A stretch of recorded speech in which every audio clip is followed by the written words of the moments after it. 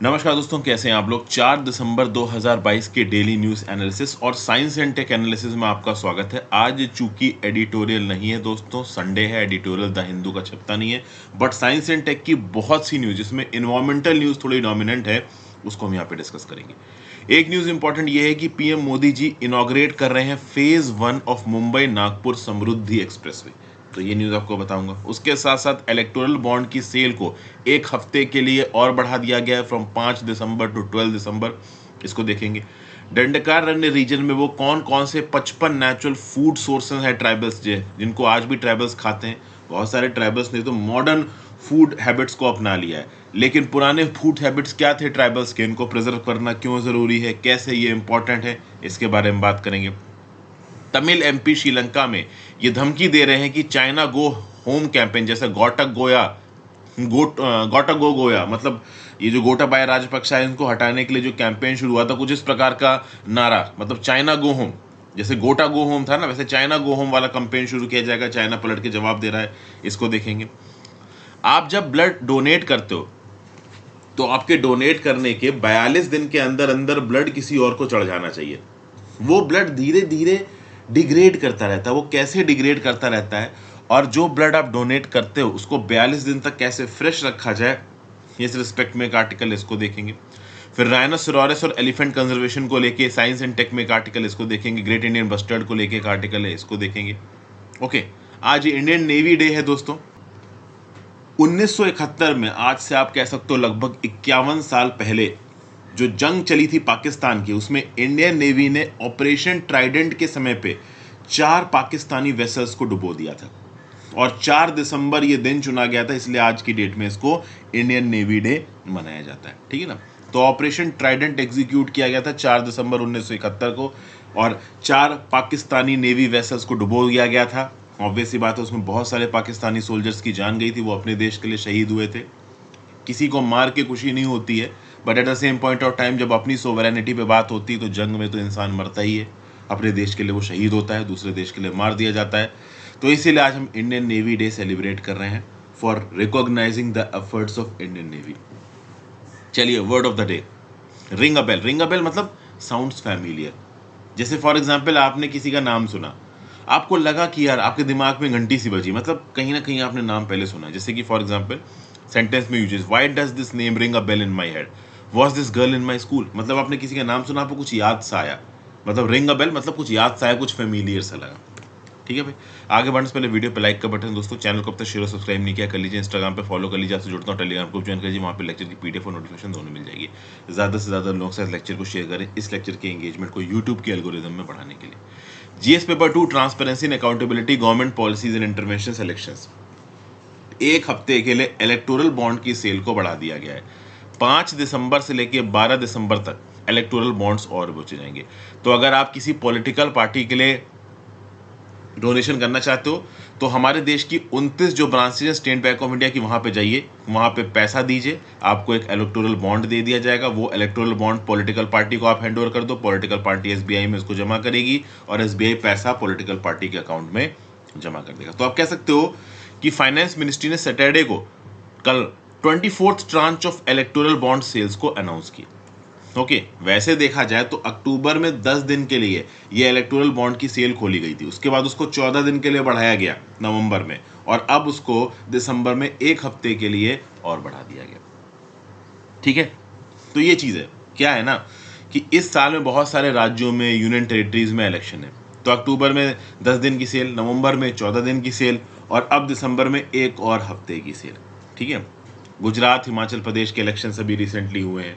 ठीक है, electoral bond scheme की बात की जाए, जनवरी 2018 में इसको लॉन्च किया गया था as an alternative to cash donation. सरकार का क्या लॉजिक था कि भाई देखो, इलेक्टोरल डोनेशन में पैसा चलता है, कैश चलता है, तो सरकार ने क्या ऑप्शन निकाला कि हम कैश में डोनेशन लेंगे ही नहीं। अब अगर आपको डोनेशन देनी है तो आपको इलेक्टोरल बॉन्ड्स में डोनेशन देनी पड़ेगी। 2000 से ऊपर की डोनेशन इलेक्टोरल बॉन्ड्स में होगी। आप एसबीआई ब्रांच में जाइए, वहाँ पे ऑनलाइन पैसा पे करिए, आपको इलेक्टोरल बॉन्ड मिल जाएंगे। आपके बॉन्ड पे लिखा होगा आपने कौन सी पॉलिटिकल पार्टी को पैसा दिया है। ठीक है भाई, देखा जाए तो इस स्कीम में जनवरी, अप्रैल, जुलाई और अक्टूबर के महीने में 10 दिन की विंडो खुलेगी और इसी 10 दिन के अंदर आप इलेक्टोरल बॉन्ड्स खरीद सकते हो। जिस साल जनरल इलेक्शन होगा उस साल 30 दिन का एक्स्ट्रा पीरियड केंद्र की सरकार एलोकेट कर सकती है इलेक्टोरल बॉन्ड्स को बेचने के लिए। लेकिन उसके बावजूद भी अगर आप देखो तो रिसेंटली कुछ अमेंडमेंट करके अक्टूबर में जो 10 दिन की विंडो खुली थी ना इलेक्टोरल बॉन्ड की, उसके बाद नवंबर में 14 दिन के लिए विंडो को और खोला और अभी दिसंबर में 7 दिन के लिए विंडो और खोल दी। इलेक्टोरल बॉन्ड्स में कौन कौन सी पॉलिटिकल पार्टीज को फंडिंग मिल सकती है? वो पॉलिटिकल पार्टीज जो कि section 29A of the representation of people act 1951 के अंदर रजिस्टर्ड है और जिन्होंने पिछले जनरल इलेक्शंस में या फिर राज्य की लेजिस्लेटिव असेंबली के इलेक्शंस में कम से कम 1% वोट तो डाले गए हैं वो पाए हैं। मतलब कोई पॉलिटिकल पार्टी बिल्कुल ही गंदी चिल्लर परफॉर्मेंस दे रही है तो उसको इलेक्टोरल बॉन्ड स्कीम से डोनेशन नहीं मिल सकती है। जिसने इलेक्शन में पड़े हुए वोट का 1% भी जीता है उसको मिल सकती है। ठीक है भाई, तो ये बातें यहाँ पे ओवरऑल बताई जा रही हैं। एक और बात, आपने इलेक्टोरल बॉन्ड खरीदा, आपके पास इलेक्टोरल बॉन्ड आया, वो इलेक्टोरल बॉन्ड पार्टी जब जाके जमा करेगी बैंक में तो बैंक उस पॉलिटिकल पार्टी के अकाउंट में पैसा डाल देगी। अगर उस पॉलिटिकल पार्टी ने इलेक्टोरल बॉन्ड होने के इशू के 15 दिन बाद वो इलेक्टोरल बॉन्ड जमा किया तो पॉलिटिकल पार्टी को कोई भी पैसा नहीं मिलेगा। मतलब मान लीजिए आज है 1 दिसंबर को आपने 2 करोड़ रुपए का इलेक्टोरल बॉन्ड खरीदा। अब वो 2 करोड़ का इलेक्टोरल बॉन्ड अगले 15 दिसंबर तक एसबीआई में जाके उस पॉलिटिकल पार्टी को जमा करना पड़ेगा, तभी एसबीआई पॉलिटिकल पार्टी को पैसा रिलीज करेगा, नहीं तो पैसा लैप्स हो जाएगा, पॉलिटिकल पार्टी को नहीं मिलेगा। अब वो वापस डोनेशन देने वाले को मिलेगा नहीं मिलेगा इसके बारे में अभी के लिए तो क्लैरिटी देखिए नहीं है। ठीक है, और अगर पॉलिटिकल पार्टी इलेक्टोरल बॉन्ड लेके एसबीआई के पास जाती कि ये रहा इलेक्टोरल बॉन्ड, पैसा मेरे अकाउंट में डालो, तो एसबीआई वाले उसी दिन पैसा डाल देंगे पॉलिटिकल पार्टी के अकाउंट में। फिर भैया अगला GS paper 3 infrastructure, PM Modi to open first phase of Samruddhi corridor. ये जो समृद्धि कॉरिडोर है ये 6 लेन की एक्सेस कंट्रोल रोड है। इस पे 150 किलोमीटर तक की स्पीड पे व्हीकल्स चल सकते हैं। महाराष्ट्र में मुंबई पुणे एक्सप्रेसवे के बाद अगर कोई बड़ा एक्सप्रेसवे बन रहा है तो वह समृद्धि महामार्ग। 30,000 से 35,000 व्हीकल्स इस पर्टिकुलर एक्सप्रेसवे को हर दिन इस्तेमाल करेंगे। Shirdi, Verul, Lonar Lake, Ajanta Ellora, Aurangabad, Panchavati, jyotirlinga of Trimbakeshwar and Grishneshwar and the hill station of Igatpuri, यहाँ पे टूरिज्म बढ़ जाएगा। 3 वाइल्ड लाइफ सेंचुरी के थ्रू गुजरता है ये एक्सप्रेस हाईवे। इसमें 209 अंडर पासेस होंगे एनिमल्स के लिए, पेडेस्ट्रियंस के लिए, 8 अंडर पासेस और 8 ओवर पासेस होंगे वाइल्ड लाइफ मूवमेंट के लिए। 391 विलेजेस, 26 तालुकास और 10 डिस्ट्रिक्ट से गुजरेगा। और इसमें जो सोलर एनर्जी का इनिशिएटिव चलाया जाएगा उससे 138.47 मेगावाट की सोलर एनर्जी भी प्रोड्यूस होगी। तो उसका जो फेज 1 है 701 किलोमीटर के हिंदू हृदय सम्राट बाला साहब ठाकरे महाराष्ट्र समृद्धि महामार्ग का उसको 11 दिसंबर को मोदी जी पहला फेज इसका इनॉग्रेट करेंगे। 839 किलोमीटर का जो डिस्टेंस है ना नागपुर और मुंबई के बीच में, जिसको अभी कवर करने में 17 घंटे लगते हैं, केवल 7 घंटे लगेंगे। इस एक्सप्रेसवे को बोला जा रहा है समृद्धि कॉरिडोर। टोटल खर्चा है 55,335 करोड़ का। 392 विलेजेस अक्रॉस 10 डिस्ट्रिक्ट से निकलेगा। Top speed 150 kilometre per hour तक की व्हीकल्स की यहाँ पे हो सकती है। मुंबई पुणे एक्सप्रेसवे के बाद दूसरा एक्सप्रेसवे है ये राज्य का। ठीक है भाई, इस एक्सप्रेसवे का डायरेक्ट लिंक होगा दिल्ली मुंबई एक्सप्रेसवे से और जवाहरलाल नेहरू पोर्ट ट्रस्ट नवी मुंबई से। तो ऑब्वियस ही बात है महाराष्ट्र के अंदर जिस चीज़ की भी पैदावार हो रही है उसको तुरंत जेएनपीटी पहुंचाया जा सकता है और जेएनपीटी से उसको दुनिया भर में एक्सपोर्ट किया जा सकता है। उसके साथ साथ इस पर्टिकुलर एक्सप्रेसवे से महाराष्ट्र की जो कनेक्टिविटी है देश के बाकी हिस्सों के साथ वो भी बढ़ेगी, तो हम दूसरे राज्यों में भी महाराष्ट्र की पैदावार को भेज सकते हैं और वाइस वर्सा दूसरे राज्यों की पैदावार को जल्दी महाराष्ट्र के अंदर मंगवा सकते हैं। ये जो समृद्धि कॉरिडोर है ये 36% महाराष्ट्र की आबादी को डायरेक्टली इम्पैक्ट करेगा और ग्रीन फील्ड तरीके से इसको बनाया जाएगा। 23.65 लाख सैपलिंग्स लगाई जाएंगी। 11 लाख ट्रीज इस हाईवे कॉरिडोर के दोनों तरफ लगाए जाएंगे। 3 वाइल्ड लाइफ सेंचुरी से निकलता है ये। 29.6 किलोमीटर इस हाईवे का काटेपुरना वाइल्ड लाइफ सेंचुरी अकोला से निकलता है। 29.15 किलोमीटर कारंजा सोहोल ब्लैक बक सेंचुरी वाशिम से निकलता है और 44.975 किलोमीटर का तानसा वाइल्ड लाइफ सेंचुरी थाने से निकलेगा। ठीक है भाई, फिर अगली news GS paper 1 Indian heritage and culture. ये कंबला फेस्टिवल की यहाँ पे बात हो रही है जो बेसिकली दक्षिण कन्नड़ डिस्ट्रिक्ट कर्नाटका में मनाया जाता है। बफेलोस की दौड़ होती है। अगर आप कर्नाटका का नक्शा देखो तो जो लाल रंग में आपको नजर आ रहा है वो है दक्षिण कन्नड़ डिस्ट्रिक्ट। यहाँ पे ट्रेडिशनल बफेलो रेस होती है, एक यूनिक स्पोर्ट है जिसको यहाँ के लोग मनाते हैं। ये शुरू होता है नवंबर में, चलता है मार्च तक। बफेलोस को दौड़ाया जाता है, एक्शन पैक्ड रेस होती है साउथ वेस्टर्न कर्नाटका, दक्षिण कन्नड़ डिस्ट्रिक्ट में। हजारों साल पुरानी ये रेस है, करागा सेलिब्रेशंस के दौरान इसको मनाया जाता है। इस पर्टिकुलर फेस्टिवल की शुरुआत के रिस्पेक्ट में बहुत सारे अलग अलग बिलीव्स हैं, बट कहीं ना कहीं लोगों के कल्चर, रिलीजन, हिस्ट्री के साथ ये जुड़ा हुआ है। मजे में लोग यहाँ पे बफेलोस दौड़ा के एंजॉय भी करते हैं। तो कंबला फेस्टिवल इस समय मनाया जा रहा है, इसलिए न्यूज में। अगला GS paper 2 tribal affairs, 55 natural food sources of tribals on to oblivion in Dandakaranya region. देखिए क्या है, छत्तीसगढ़ की सुकमा डिस्ट्रिक्ट में छोटा सा टाउन है कोंता। ये कोंता टाउन 10 किलोमीटर दूर है चिंतूर नाम की जगह से, जो कि आंध्र प्रदेश का एक ट्राइबल टाउन है। अब ये चिंतूर और कोंता की यहां पे बात क्यों हो रही है, तो देखिए क्या है, कोंता का जो मार्केट है ना, उसके आसपास जो दंडकारण्य के फॉरेस्ट है, वहां से 21 ट्रेडिशनल फूड वैरायटीज को लाके कोंता के मार्केट में बेचा जाता है। इनफैक्ट अभी सर्दियां आ रही हैं, तो सर्दियों में चिली की 5 वैरायटीज, जिसको मुरिया और कोया ट्राइब के लोग खाते हैं। फिर 8 वैरायटीज ट्यूबर्स की, जिसको आप तेलुगु में दुम्पालू बोलते हैं। 7 वैरायटीज लीफी वेजिटेबल्स की, वो सब कोंता में बेची जाती हैं। यहाँ पे कोंता में लोग इनको लेके आते हैं, कलेक्ट करते हैं, फिर कोंता में इनको बेचा जाता है। उड़ीसा, आंध्र प्रदेश, छत्तीसगढ़ के में जो दंडकारण्य फॉरेस्ट फैला हुआ है, यहाँ के इलाके से ओवरऑल ये ट्रेडिशनल फूड की वैरायटीज को इकट्ठा किया जाता है और कोंटा के मार्केट में लाके बेचा जाता है। और ऐसा नहीं कि सिर्फ कोंटा में बेचा जाता है, आसपास के कुछ और टाउन्स में भी ये बेचा जाता है।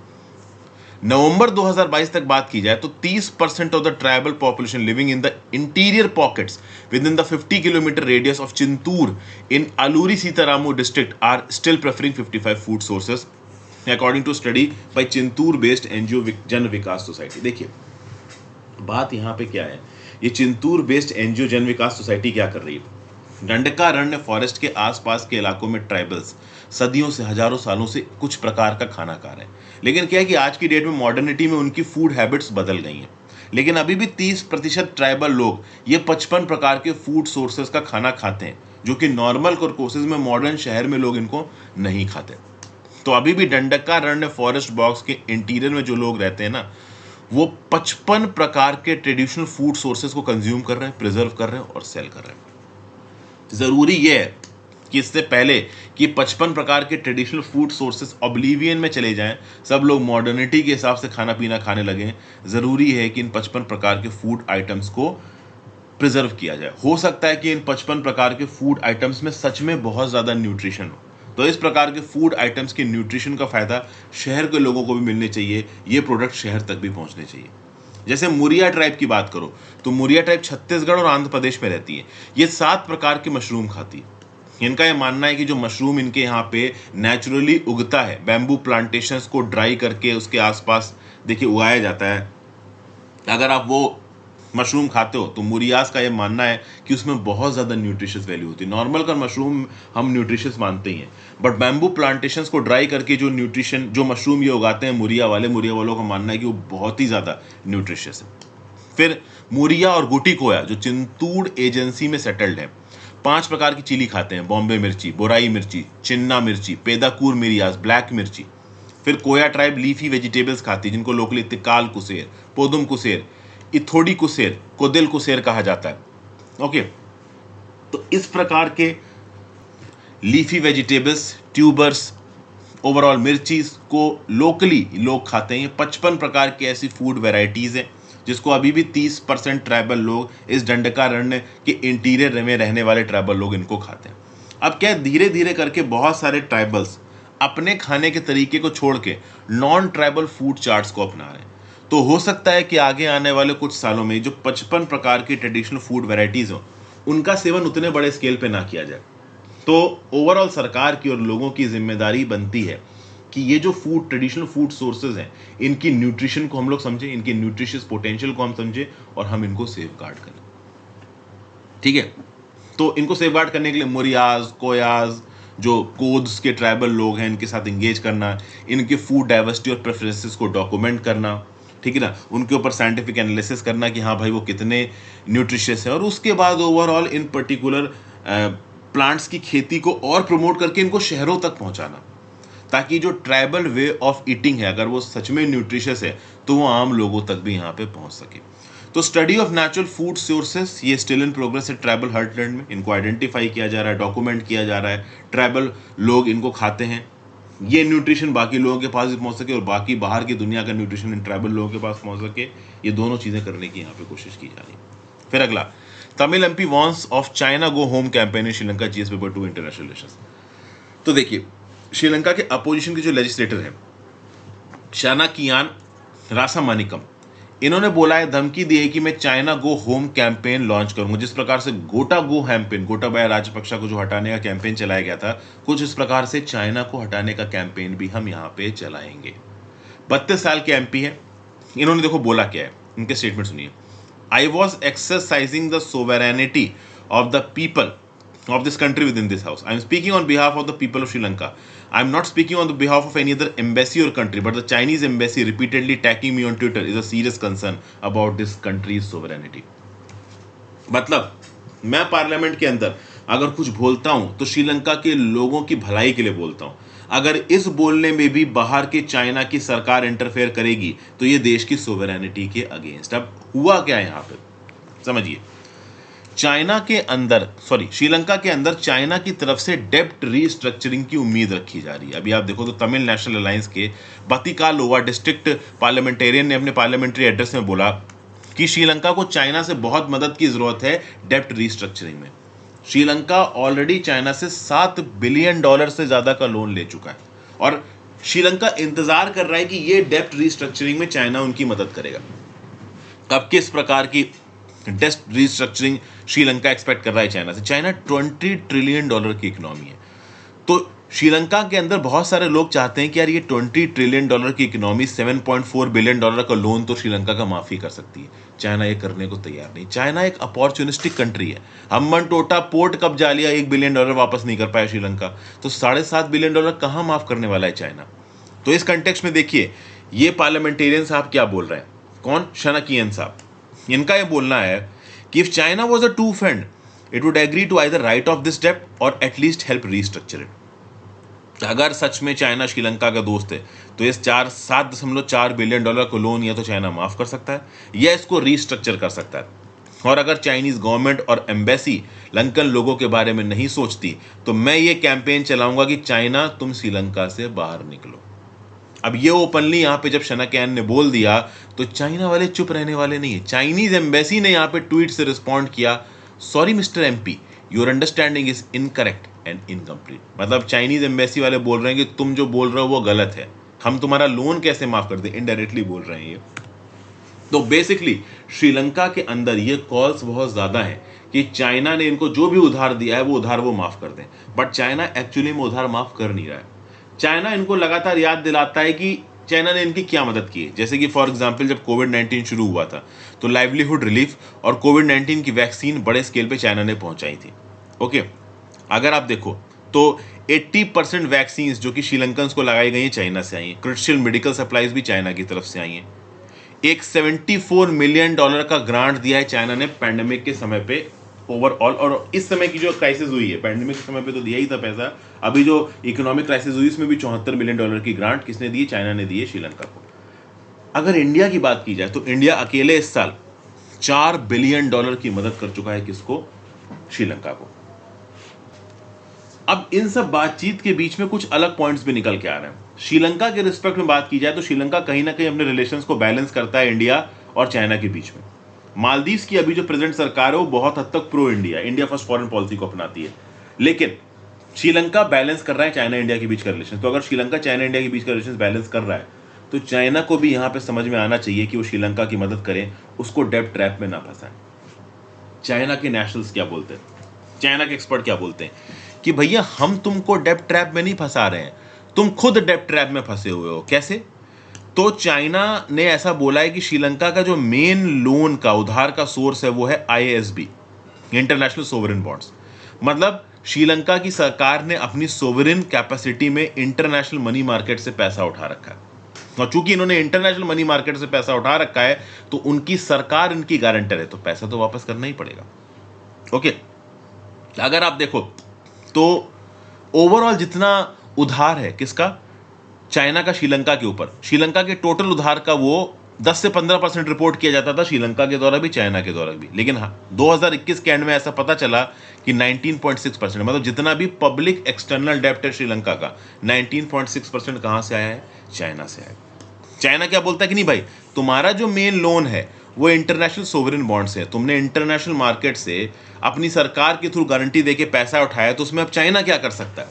बात यह है कि आईएमएफ से अगर कोई लोन एग्रीमेंट श्रीलंका को फाइनलाइज करना है, तो जो प्रेजेंट क्रेडिटर हैं श्रीलंका के, जैसे चाइना ने उधार दे रखा है, इंडिया ने उधार दे रखा है, जापान ने उधार दे रखा है, इंटरनेशनल सोवरेन बॉन्ड्स जिन्होंने इशू किए हैं, उनको भी यहाँ पे भी हामी भरनी पड़ेगी। आईएमएफ के लोन के एग्रीमेंट में जब तक श्रीलंका के बाकी क्रेडिटर्स एसेंट नहीं भरेंगे, तब तक प्रॉब्लम होगी।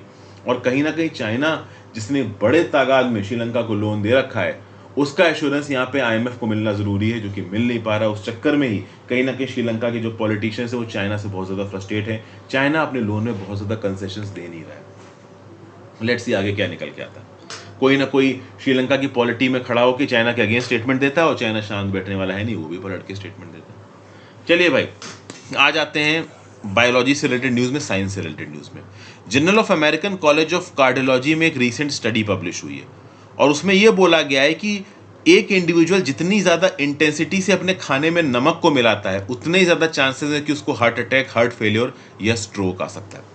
देखिए, इसमें उस सॉल्ट की बात नहीं हो रही है जो कुकिंग में इस्तेमाल किया जाता है। क्या होता है कि जब सॉल्ट को कुकिंग में इस्तेमाल करते हो तो सॉल्ट ठीक तरीके से पक जाता है, और जो लोग अलग से नमक लेके अपने खाने में खाते हैं, उनको हार्ट अटैक, हार्ट फेलियर या स्ट्रोक आने की जो फ्रीक्वेंसी है वो ज़्यादा है। ऐसा बताया है एक स्टडी ने, जिसको कंडक्ट किया है journal for American college of cardiology ने। इस पर्टिकुलर स्टडी में 1.76 लाख पार्टिसिपेंट थे यूके के, ठीक है ना। ओवरऑल पिछले 11.8 साल का बायोबैंक का डाटा उठाया गया। 7,000 हार्ट अटैक और 2,000 स्ट्रोक जो आए इस टाइम पीरियड में, इनको स्टडी किया गया, और उसके बेसिस पे बताया गया जितना ज़्यादा अलग से नमक खाओगे उतना ही ज़्यादा हार्ट अटैक और हार्ट फेलियर, स्ट्रोक आने के चांस है। हम यहाँ पे डैश डाइट की बात की जा रही है। डैश डाइट मतलब dietary approaches to stop hypertension. Dash diet basically एक हेल्दी डाइट मानी जाती है। ओके, तो जो लोग डैश डाइट भी फॉलो कर रहे हैं, उनके लिए भी यहां पे बोला गया कि अगर आप अपने खाने में नमक कम मिलाते हो तो आपके हेल्दी रहने के चांसेस ज्यादा हैं, आपके हार्ट अटैक आने के चांसेस कम है।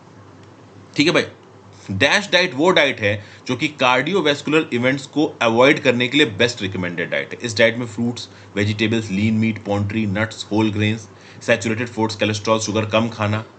WHO रिकमेंड करता है कि एक इंडिविजुअल एक दिन में केवल 5 ग्राम सॉल्ट खाए, बट इंडिया जैसी कंट्री में, पाकिस्तान जैसी कंट्रीज में सॉल्ट का इंटेक बहुत ज़्यादा हो जाता है।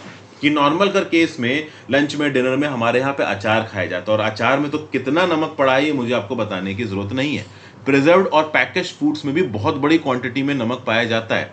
इनफैक्ट बहुत सारे पैकेज फूड्स में सोडियम कंटेंट लिखा रहता है, बट बहुत सारे लोगों को पता नहीं होता है कि 1 ग्राम सोडियम में 2.5 ग्राम नमक होता है। और WHO बोलता है कि पूरे दिन में केवल आपको 5 ग्राम सॉल्ट खाना है। तो एक और यहां पे सॉल्यूशन बताया जा रहा है कि आप सॉल्ट सब्स्टिट्यूट्स को इस्तेमाल करो। ठीक है, 2001 में एक स्टडी कंडक्ट हुई जिसने बताया था कि अगर आप सॉल्ट सब्स्टिट्यूट्स को इस्तेमाल करते हो तो आपके स्ट्रोक और हार्ट अटैक के चांसेस 10% कम हो जाएंगे। तो वो जो सॉल्ट की डिब्बी आपकी टेबल पे रखी रहती है ना, जिसको छिड़क छिड़क के आप अपने प्लेट में डालते हो, अपने सॉल्ट के कंटेंट को बढ़ाते हो, इंटेक को बढ़ाते हो, वो जितना जल्दी छोड़ दें उतना बेहतर होगा आपकी हेल्थ के लिए। फिर साइंस में 3 और न्यूज़ है। Ancient skull found in China's aids to hominin family tree. तो भैया एक rare well preserved ancient human skeletal पाया गया है सेंट्रल चाइना में। ये 1 million year old Homo erectus का हो सकता है, ऐसा बताया गया। फॉसिल फ्यूल का एक्सकवेशन दुनिया भर में जारी है, चाइना में भी जारी है। Archaeologist, paleo anthropologist ground level पे इस स्कल को स्टडी कर रहे हैं। और ओवरऑल पास्ट में डाइवर्स फैमिली ट्री क्या था आर्काइक ह्यूमन बींग्स का, इसके ऊपर ऑब्वियस सी बात है बहस चल रही है। ये जो चाइना में लोग आए हैं और जो बाकी यूरोशिया में लोग पाए गए थे प्री हिस्टोरिक टाइम्स में, उनके स्कल से ओवरऑल उनकी फैमिली ट्री के एवोल्यूशन को यहाँ पे स्टडी किया जा रहा है। ओके, अगर आप देखो तो जिस जगह पे चाइना में स्कल पाया गया है उससे 35 मीटर की दूरी पर युंगशियान मैन स्कल्स पाए गए थे 1989 में और 1990 में। तो ये जो ओवरऑल आप कह लो फाइंड है, ये आर्कियोलॉजिस्ट के लिए, एंथ्रोपोलॉजिस्ट के लिए काफ़ी इंपॉर्टेंट है। फिर सोमालिया में जो आयरन बेस्ड मीटेओराइट मिला था, इसकी स्टडी की जा रही है। इसकी स्टडी की लीड इन्वेस्टिगेटर कौन है? Lindy Elkins Stanton. NASA mission के साथ जुड़ी हुई हैं। ये जो 2 मीटर वाइड मीटरॉइड था जिसको नाइटफॉल बोला जाता है लोकल लोगों के द्वारा, इसमें ऐसा बताया जा रहा है कि कुछ नए मिनरल्स मिले हैं, पॉसिबली 2 नए मिनरल्स मिले हैं। ठीक है, ये सोमालिया में गिरा था मीटरॉइड, और इसमें से एक जो मिनरल मिला है उसका नाम यहाँ पे दिया गया एलालीट।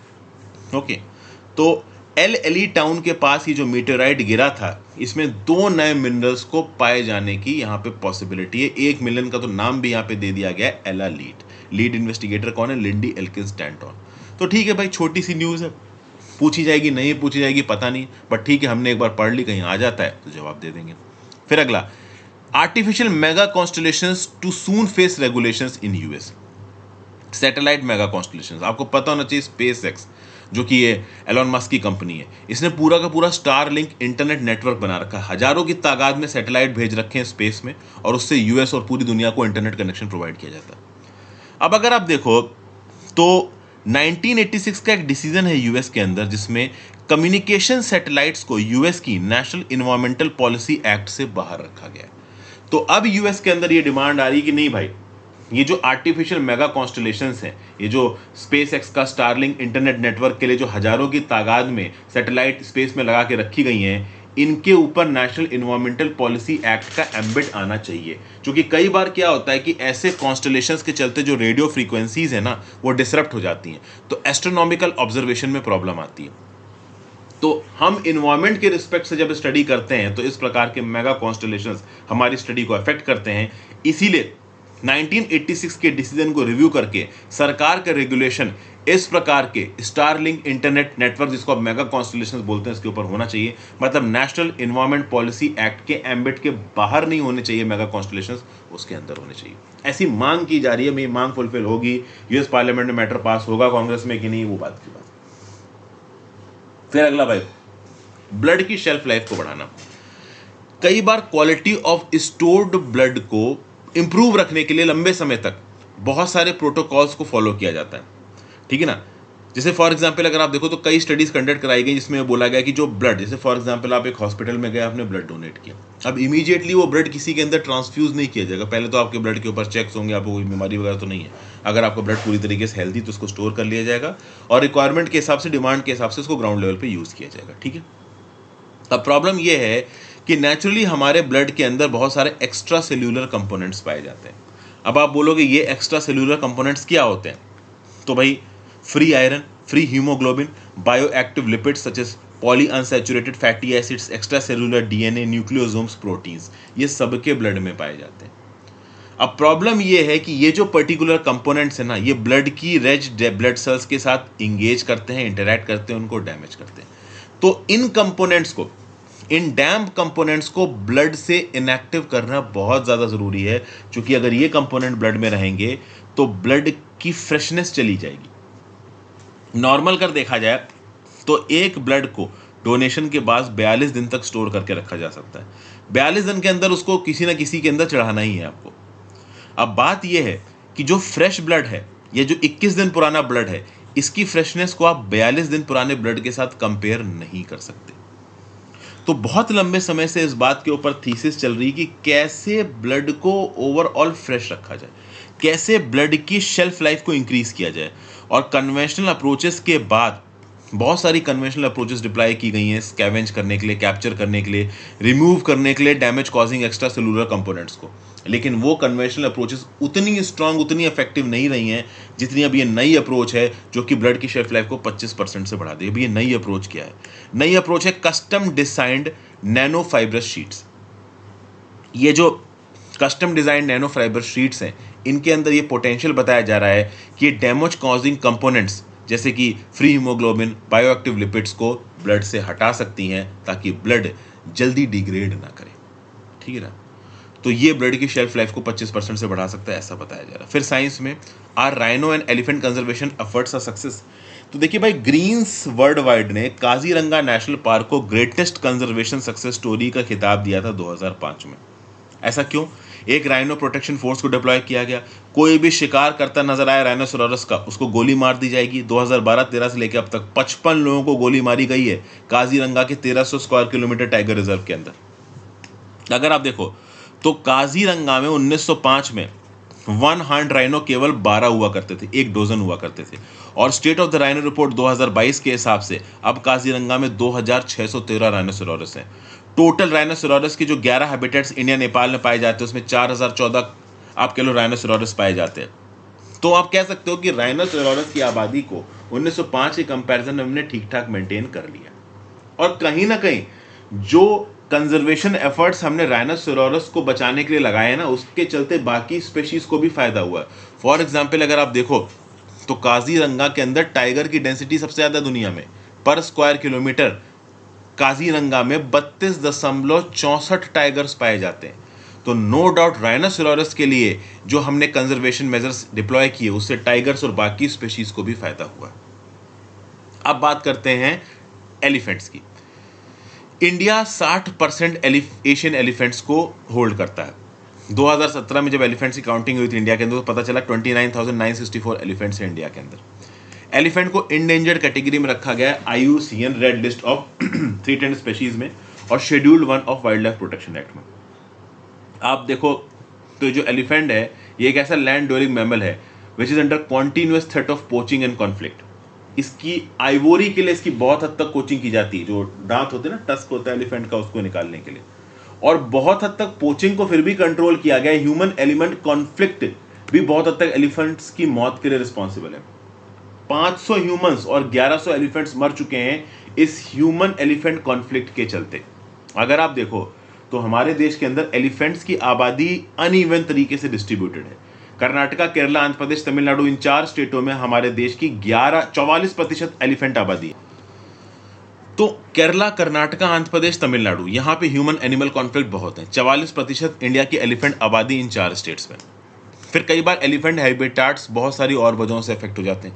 रेलवे और रोड्स कंस्ट्रक्शन की वजह से, पावर इंफ्रास्ट्रक्चर की वजह से, लैंड यूज का चेंज बदल रहा है, बहुत सारे फॉरेस्टेड इलाका एग्रीकल्चर के अंदर आ रहे हैं। तो ऑब्वियस सी बात है उन फॉरेस्टेड इलाके की बिल्कुल कोने में एग्रीकल्चरल इलाका है तो एलिफेंट वहाँ पे आके घुस जाएंगे, फसल तबाह कर देंगे। तो लोकल लोग उनको मार देना चाहेंगे ताकि वो फसल न तबाह कर पाएँ। आपने देखा होगा कि फ्रूट के अंदर जहर मिला के हथनी को खिला दिया, हथनी की मृत्यु हो गई। पिछले 2-3 साल पहले न्यूज़ काफ़ी वायरल हुई थी।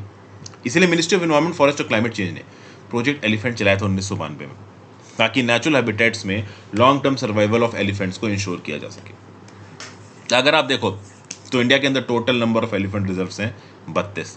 जो लेटेस्ट एडिशन है वो है अगस्त मलाई एलिफेंट रिजर्व 2022 में। एलिफेंट कॉरिडोर की बात करो तो ये लीनियर नैरो हैबिटाट लिंकेजेस हैं। इन सिक्योर हैबिटाट्स के बीच में जो एलिफेंट्स हैं वो मूव कर सकते हैं। अब तक 101 एलिफेंट हैबिटाट कॉरिडोर्स इंडिया के अंदर आइडेंटिफाई किए गए हैं। इनको एलिफेंट कंजर्वेशन के लिए आप कह लो सिक्योर कंजर्व किया जा रहा है। फिर आ जाते हैं चीता and tiger, the saga of big cats in India. देखिए क्या है, इस साल नामीबिया चीता को नामीबिया से लेके आया गया इंडिया के अंदर। पहला इंटरकॉन्टिनेंटल ट्रांसफर है वाइल्ड गैफ्ट्स का, जो कि इंडिया के अंदर हुआ है। इंडिया ने तो बाहर बहुत भेजे, इंडिया के अंदर नहीं आए हैं। तो चीता पहली बार आए। कूनो नेशनल पार्क मध्य प्रदेश में 8 चीता पहुंचे हैं नामीबिया से 17 सितंबर को। तो एक ग्रैंड और एम्बिशियस प्रोजेक्ट है। इनको quarantine zone of the Kuno National Park में प्रधानमंत्री मोदी जी के द्वारा इंट्रोड्यूस किया गया। चीता एक समय पर इंडिया में और पूरी दुनिया में वाइड स्प्रेड थे, लेकिन बाद में इनको हंट किया गया और फिर ये एक्सटेंशन की कगार पे पहुंच गए। आज की डेट में 8000 चीता सर्वाइव करते हैं, ज़्यादातर नामीबिया और साउथ अफ्रीका में। एक समय पे एशियाटिक चीता बड़ी क्वांटिटी में एग्जिस्ट करते थे, आज की डेट में उतना एग्जिस्ट नहीं करते। ईरान में थोड़ा बहुत एग्जिस्ट करते हैं, इंडिया में बहुत कम बचे। तो नामीबिया और साउथ अफ्रीका जैसी कंट्रीज एक इनिशिएटिव चला रही हैं जहां पे वो चीता को रियर करती हैं और फिर दुनिया भर में वो चीता भेजे जाते हैं।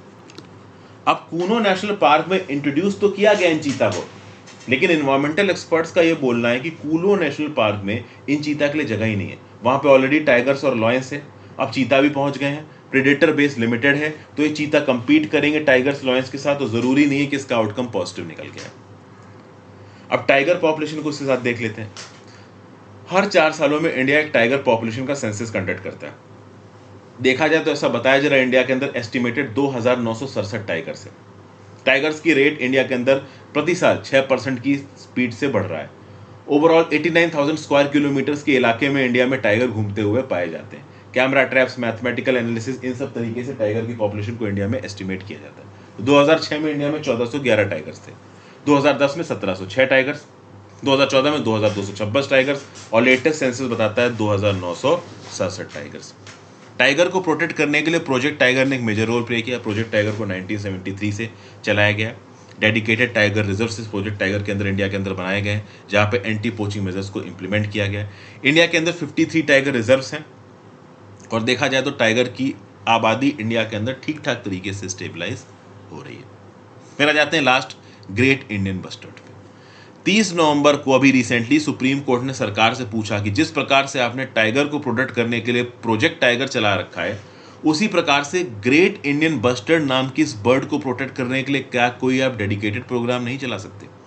ग्रेट इंडियन बस्टर्ड के लिए ऐसा नहीं कि पहली बार सुप्रीम कोर्ट इंटरवीन कर रही है। अभी 30 नवंबर 2022 से पहले अप्रैल 2021 में भी सुप्रीम कोर्ट ने सारी अथॉरिटीज को ये ऑर्डर किया था कि ये जो ओवरहेड पावर लाइंस हैं, इनको आप अंडरग्राउंड पावर लाइंस में कन्वर्ट करो, या फिर अगर आप इमीडिएट बेसिस पे कन्वर्ट नहीं कर पा रहे हो तो जब तक आप इनको अंडरग्राउंड में कन्वर्ट नहीं करते तब तक आप डाइवर्टर्स लगा दो, ताकि इन डाइवर्टर्स के दम पे ये ग्रेट इंडियन बस्टर्ड्स इन पावर लाइन से जाके टकराए ना। देखिए क्या ये जो ग्रेट इंडियन बस्टर्ड नाम की बर्ड होती है, यहाँ पे आपको फोटो में नजर आ रही है, ये काफी भारी बर्ड होती है। एक बच्चा इसका 5 किलो तक का होता है, 18 केजी तक का इनका आप कह लो वजन जाता है, और कोई बहुत तगड़ी फ्लायर्स नहीं है, बहुत ज़्यादा मैन्यूवर कर लेना, एकदम से अपने पाथ को बदल लेना, इतनी ज़्यादा आप कह लो ये फ्लेक्सिबल नहीं है। प्लस इनका साइड विजन ज़्यादा है, ये साइड में ज़्यादा देख पाती हैं, क्योंकि साइड में ज़्यादा देखने से इनको पता चल जाता है कि कोई प्रेडेटर इनके ऊपर अटैक करना तो नहीं आ रहा, लेकिन इनका जो फ्रंटल विजन है, जो सामने का विजन है, वो कमज़ोर है। तो उसके चलते दूर से इनको ये जो पावर लाइन से नज़र नहीं आती, और जब तक पास ये पहुंचती इनको पावर लाइंस नज़र आती हैं, तब तक ये अपने ओवरऑल पाथ को बदल नहीं पाती, वो पावर लाइन से लड़ जाती हैं। लड़ने की वजह से बहुत सी मृत्यु होती है, इलेक्ट्रोल्यूक्यूशन करंट लगने की वजह से भी मृत्यु हो जाती है। Okay, Wildlife Institute of India ने 2020 में 6 केसेस बताए थे ग्रेट इंडियन बस्टर्ड की मॉर्टिलिटी के due to power line collisions in Thar. तो इस कंटेक्स्ट में ग्रेट इंडियन बस्टर्ड्स को प्रोटेक्ट करने के लिए आप क्या कर रहे हो? क्या आप प्रोजेक्ट टाइगर जैसा कोई प्रोजेक्ट नहीं चला सकते? ये रिसेंटली 30 नवंबर 2022 को सुप्रीम कोर्ट ने केंद्र की सरकार से पूछा। क्या क्या किया गया ग्रेट इंडियन बस्टर्ड को प्रोटेक्ट करने के लिए? तो वाइल्ड लाइफ प्रोटेक्शन एक्ट 1972 के शेड्यूल 1 में, साइट्स के अपेंडिक्स 1 में, क्रिटिकली इंडेंजर्ड में आता है IUCN रेड लिस्ट में, इस प्रकार का प्रोटेक्शन दिया गया ग्रेट इंडियन बस्टर्ड को। ग्रेट इंडियन बस्टर्ड 1969 में 1260 थे, पिछले 30 सालों में 75% गिर चुके हैं। इंडिया के अंदर जैसलमेर राजस्थान में साम नाम की सैटेलाइट कंजर्वेशन ब्रीडिंग फैसिलिटी में 16 ग्रेट इंडियन बस्टर्ड की चिक्स को रेयर किया जा रहा है। 25 साल तक, लगभग 20 से 25 साल तक ये रेयरिंग प्रोग्राम चलेगा। देखिए, ग्रेट इंडियन बस्टर्ड को बचा पाना मुश्किल इसलिए है क्योंकि ये क्या करते हैं, ये अपना घोंसला ज़मीन पे बनाते हैं और अपने अंडे भी उसमें रखते हैं। अब ज़मीन पे कुत्ते घूमते हैं, सुअर घूमते हैं, मंकीज़ घूमते हैं, वो कभी भी अटैक कर सकते हैं इनको। जो ड्राई ग्रासलैंड से वो आज की डेट में ज़्यादा बचे नहीं हैं, तो प्रोजेक्ट टाइगर जैसी कंजर्वेशन फैसिलिटी भी ग्रेट इंडियन बस्टर्ड को बचा पाएगी, इस बात के चांसेस बहुत कम। So thank you for watching friends. Video को लाइक और शेयर कर दीजिए, इंस्टाग्राम फॉलो कर लीजिए, गुड।